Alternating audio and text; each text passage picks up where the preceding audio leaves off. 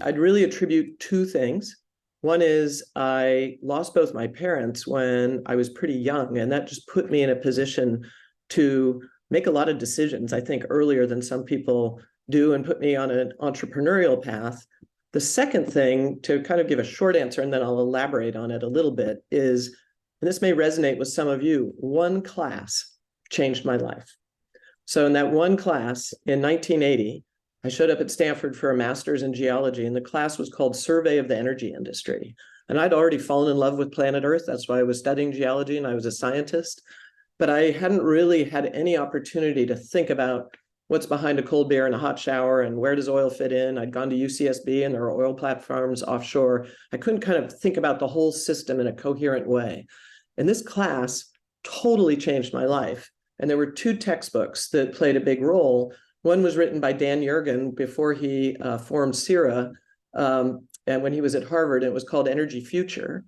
And it really looked backwards and forwards at the energy system and really framed the role of energy in world economics and politics, in peace in the world. It framed energy in the context of equity, the haves and the haves not. And it framed energy in the context of environment. So that got my attention. And the other book in the class was Amory Levin's book, Soft Energy Paths, that basically argued that we're going to innovate our way towards a more sustainable and energy efficient future. Just because we're doing something the way we're doing it today, it doesn't mean it's going to stay that way. And kind of the real driver for me was I got to know Amory as a result and still have a wonderful friendship with him. But about 40 years ago, I figured out, thanks to him, that if you think of a gallon of, this is the problem that changed my life and in this class, was that if you think of a gallon of gasoline in a car, we all, not all of us have EVs yet, and a gallon of gasoline, and you ignore everything it took to create that gallon of gasoline, 1% of the energy content in that gallon of gasoline moves you and delivers the energy service of you moving from your house to the grocery store or to your business meeting. 13% moves the weight of the car, and the other 86% of that energy content in that gasoline is lost.